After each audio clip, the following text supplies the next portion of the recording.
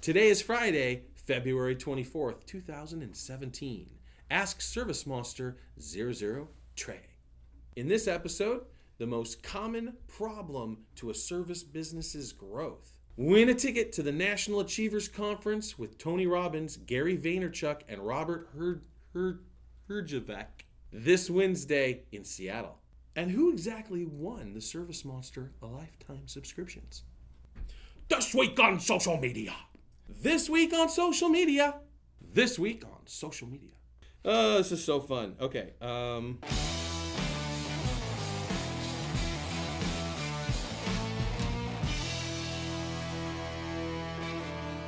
So I get this a lot. I mean a lot. The most common question I get is, Joe, I am stuck. I'm making 200 grand, 400 grand, 700 grand, whatever cap they seem to have hit, and they cannot seem to grow. And I always ask them the same series of questions, in part to get the answer, but also in part to make sure that they know the answer. It's important that you guys understand your business at this level. And so I'm going to give you the questions that I ask, and we'll pinpoint the most common thing that I find is wrong, and then kind of point you in the right direction on how to fix it, okay? The first question I ask, do you have your personal and business finances separated? I am shocked at the number of times the answer to that question is no. Please, guys, this is business 101, day one stuff. Open a business account, pay yourself a salary, give yourself a fixed salary, because a lot of times the main reason I find that people aren't shifting into the business world is because they've gotten used to taking too much money out of the company, and they know they need to plug that hole before they can make it work properly. So I implore you, if you're not doing this, then you get it done. What's your annual revenue? Not that that means anything, but what was the year before that and the year before that? And if you're stagnant, then something's up, right? You're not growing. And there's a handful of reasons why. One of them can certainly be your population, but I find most common that's actually not the problem. If you live in a military base or a high transit population like a college community, or if you live in a super small community, then yeah, you could have a saturation problem. But most often, there are other ways to address this issue. What's your average invoice? Invoices that sit between, for carpet cleaners, $250 and $350 are right within your sweet spot. Invoices that are too low are attracting price shoppers and not strong repeat clients. And honestly, invoices that are too high can have a significant impact on your repeat rate. If somebody is expecting to pay $300 for carpet cleaning and pay $600 for carpet cleaning, or the industry equivalent, window washers and pressure washers, kind of the same deal, right? If they expect to pay this industry standard price and it's 2 or 3 times higher and you didn't set their expectations correctly, or you didn't wow them, there's going to be a problem in your repeat rate. They're not going to want to repeat that experience. So you have to dial that in, whatever the services are right for you in your area, and make sure you're at the high end of the spectrum, but you're delivering value for that. And most importantly, setting those expectations correctly. How many trucks do you have? What's the crew makeup? Do you have 1-man crews, 2-man crews? What's the kind of the structure? How many man hours do you actually spend on a project? Do you know this? Do you calculate this? Are you tracking this? Those things are really important to understand where your expenses are and what kind of experience you're giving the client.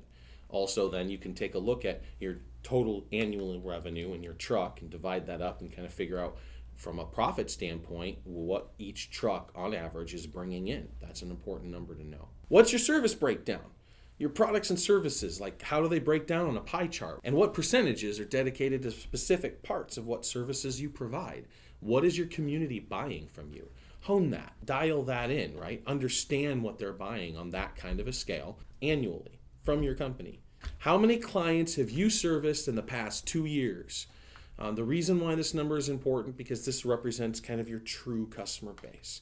Now, you can fudge on this a little bit if you have a service that's very long, air duct cleaning. If that's all you do and that's the only service you provide, then your repeat rate might be based off a 4-year period.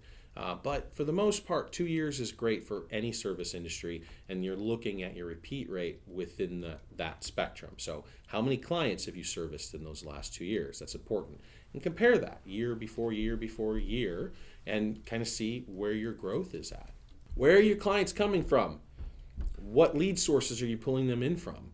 Are you getting a lot of non-repeat clients and price shoppers? Maybe it's time to take a look at how you're attracting clients, where you're getting those clients from. Pulling your average up isn't that difficult. It just takes courage to do it. But you got to make sure you're attracting the right clients if you want to establish a very solid business with a good growth chart. How much are you spending on marketing annually? Do you know that number? What percentage of that is of your annual revenue?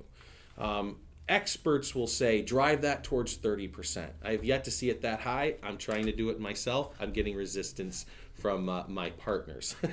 But getting out of 10%, 15, 18, 20%, that's strenuous, but it's doable, and it's what's required for growth. When companies pour in large amounts of capital, where do you think they're spending the majority of that?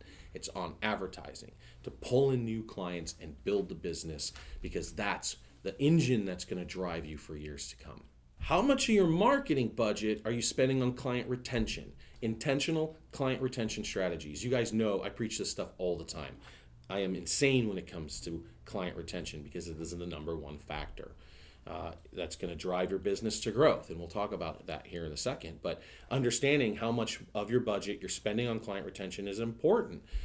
I would argue that up to 50% might not be a bad thing, and depending on what service business you're in, you can actually do some pretty clever stuff with it when you've got that kind of revenue split to dump into it. But it takes a while, right? You have to be at a certain level even to have that kind of horsepower.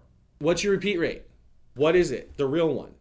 The 2-year one that I was talking about, based off your 2-year clients, how many of them have used you more than twice ever? Do you guys know what your real repeat rate is? That is your number one KPI in a service business, period, end of story. So, looking at all that information, understanding all of those questions and what the answers are for your business, the real question is, why can't you grow? And the answer is repeat rate, and some repeat rate. All right, so we're going to show you a little chart, okay? And it's going to break down some numbers for you. Take a look at this. You've got the tale of two clients, essentially. The top one and the bottom one. So company A and company B. Company A at the top, 2 years of clients, currently sitting at 1,000. New clients per month, 22. Average invoice, $250. If you look at company B, exact same thing. So the exact same metrics, no difference at all. The only number we're going to change in this calculation is repeat rate. So you've got 25% for company A, 60% for company B. Now let's focus on company A's revenue year over year. And we're showing a 5-year history here. So we're kicking at about $128K a year. And as you move forward, you see there's really not that much change. This business has seemed to hit a stagnant period. It just can't grow. And so even at the end of year 5, we're not looking at a much increase in overall revenue, even though they're hustling and bringing in new business. Okay, taking a look at company B now. Repeat rate here is 60%. Even on year 1, you're starting out a little better as far as your overall revenue, but it's only still $216K. I mean, it's a nice, healthy business, but we really want to grow, right? A lot of service providers want to cross that $1 million barrier. And so look, year 2, year 3, year 4, year 5, incredible. Up to $802,000 a year by year 5, and the only metric we changed, the only difference was increasing the repeat rate from 25% to 60%. Guys, it's just that simple. That's what is affecting your business. Now, how do you increase your repeat rate? Now, I'm assuming that you guys are pretty good, that you provide a good service, you do all the things that you say they're going to do, that you are trustworthy, loyal, helpful, friendly, courteous, kind, obedient, cheerful, thrifty, brave, clean, and reverent. How introspective are you? Because that's a real question. I'm assuming that, though. You're answering your phone. You're a great communicator. You call when you say you're going to call. You show up on time. You and your company represent a excellent service, and the service and the client that's consuming that service is very happy, and everything was perfect and joyful, and it was all bells and roses. So that being true, then we look at your client retention strategies. How often are you contacting them? And if that is a problem, if that meaning that you have that dialed in, you're contacting them regularly with both an email newsletter and maybe a physical piece of mail, you have events, you're chasing them on Facebook, like whatever your deal is, the vast majority of your clients are continually seeing your name and your brand, and making that synonymous with the products and services that you offer. Assuming that's good, then where do you go? You look at your tech culture. Are the clients having a good experience with the attitude of the tech that you're bringing into the home? How about your brand? Are you positioned correctly? But obviously, if you're still collecting, as our example, 22 clients a month on prospecting, but your repeat rate is low, I mean, that is why you have the problem. That is why you can't grow. So handful of things there. And there's lots of coaches that talk about how do you build your repeat rate. I'm not trying to pitch you anything. I just want to make you aware it is the most single important thing within your business. This week on social media. So a couple weeks ago, I had Megan do some research into SEO strategies for YouTube. And what she found was pretty cool. And so I had her put together a blog post on it. It's been very popular over the last few weeks. You might want to check it out. I had a fun experience this week on the board. Someone asked, hey, do you buy anything from ads on Facebook? Kind of a Facebook naysayer trying to point out that this audience may not be buying stuff from Facebook, but the responses were unbelievable. The amount of stuff that people are actually buying through ads on Facebook. And I am guilty of it myself. Just today, I purchased tickets to a Seattle show with Gary Vaynerchuk and a handful of other big name celebrities like Tony Robbins and then the other dude from Shark Tank. I can't ever remember his name. But it's going to be a pretty freaking cool time. I'm excited. It's an entire day. I didn't buy the high-end tickets. I don't want to spend $2,000 just to get a selfie done with Tony. But I bought the one next down because it's got an amazing entrepreneurial lunch, and I'm sure the spread is quite amazing. The reason I'm telling you, fine gentlemen, is A, I'm excited, but B, we got a free ticket. So I would like to give that to one of you guys. You would meet me in Kent next Wednesday, and then we'd hang out for the day, listen to some incredible speakers, have an amazing lunch, and then off like the wind. So if you're interested in that, leave your comment here on YouTube, and we will select someone at random. I'm assuming you're in the Pacific Northwest, Portland. It's in Kent, Washington, and it's next Wednesday, so, if you can, come join me. Some ServiceMonster updates. The first one that I think you guys will find really cool is the results of the webinar that we did. In brief, we spent 30 days on marketing on that thing. Spent about $200, ran 2 types of ads, a video ad and a text-based ad. We had 602 registrants, which is pretty incredible. I was very happy with that number.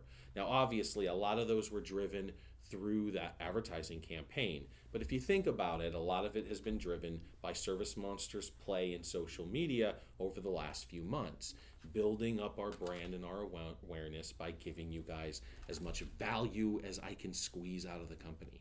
And so it was extremely effective. Usually you can expect a third to show up. We had almost half with 265 registrants. And we had a handful of demo requests that came through there. So the lead acquisition cost was around $4 at the end of the day. The click-throughs to filling out the form was running us at about just under $2, which is really inexpensive for a lead capture. I'm blown away. So again, another big win for Facebook and how you guys can leverage with some of the same tactics. So the big winners of the Lifetime ServiceMonster subscription, we had Rich Wilds. He won, and I think he's a new client. Congratulations to him. We look forward to working with him in the future. And now, guys, you're not going to believe this. So if you don't know already, John and Meg Burdick won one of the Lifetime subscriptions. And it was a moment. It was very cool. I captured it on live feed, and I know lots of people watched that, and then Meg responded live. It was a good time had by all. So we love Meg and the Burdicks. Totally won legitimately. I know a lot of people would find that amusing. So here we are letting you guys know now. No releases this week for ServiceMonster or Mobile 3. The team is hard at work with a handful of features I will share with you now. Mobile 3. iOS users can use Google Maps. And they kind of could before, but it wasn't a good way. The default was they click on it and it loaded iOS Maps, Apple Maps, which everybody goes, So now you can actually load the Google Maps directly. That's a big win. I know there was a handful of users looking for that one. So in ServiceMonster 6, I'm going to jump to 6 here for a second. So ServiceMonster 6 was locking up. and this pertains to 3 here in a second, but we implemented some logs to kind of figure out why. One of our engineers had a hunch, so we did some code digging, and he and I pulled a session and cleaned it all up, and it's been silent ever since. The cool part about that story, though, is that we implemented a logging system where we were logging all traffic to our security service, and I found that Mobile 3 was spamming, and that's not good. And that may explain a lot of the reasons why it's so glitchy, and the responsiveness really isn't there, especially on the schedule. Within 1 second, it had done 6 requests in my security service. So massive problem that our mobile engineer has since fixed. There's an APK being tested now, but I'm pretty excited. Not overly optimistic, but pretty excited that that should be a massive performance increase for you guys. So we'll see what happens when that finally comes out. And we can now, in Mobile 3, add promotions that will update the lead source of an order. In ServiceMonster 6, our last release seemed to break the drip campaign beta program. Sorry, I know there wasn't a lot of people on there, but there were a few, and it just wasn't working at all. So it was, again, related to the security issue that we had corrected. Too long to explain. And then we've got that broken, so it will be fixed here shortly. The engineers are working on that. Credit card processing is in testing, which is cool, so expect that within the next release. One of our engineers has optimized the news feed. That seemed to be causing some accounts with deep history to kind of lock the screen up. So those larger accounts now should load very fast. We're only going to show you the last 10 or 12 activities in that list, and then you can load more at will. Roles are still being completed, so this version will only allow for managers and admins currently. And then a big old thank you to Marty Sutley, because for more than 2 years, he has been asking to be able to hand his client a rounded off work order and have the line items be rounded to the nearest dollar. He doesn't want to deal in cents. Cents are silly. We just throw cents away, or we turn it up a little bit, whatever the case may be. I'm not exactly sure where Marty draws that line. The point, though, is we exposed it in ServiceMonster 6, but we failed to understand the precision needed in order to make it work correctly.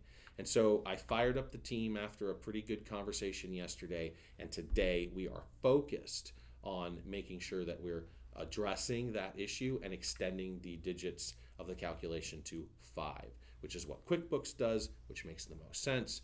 And so hopefully this will address those calculation issues. Thanks, Marty and team. Subscribe to our YouTube channel, check out the ServiceMonster 6 demo, and from everyone here at ServiceMonster, see you next time, kids.